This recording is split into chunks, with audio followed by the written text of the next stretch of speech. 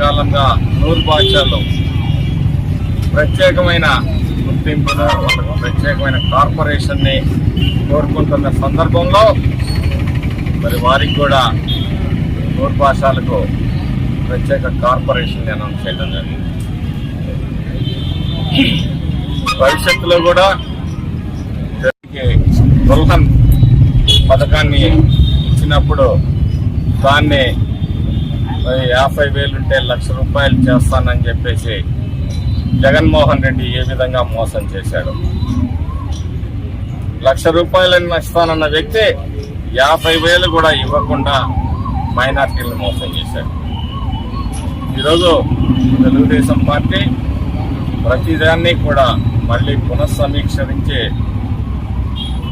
మళ్ళీ అన్ని గతంలో ఏవైతే వైసీపీ ప్రభుత్వం ముస్లిం మైనార్టీల పట్ల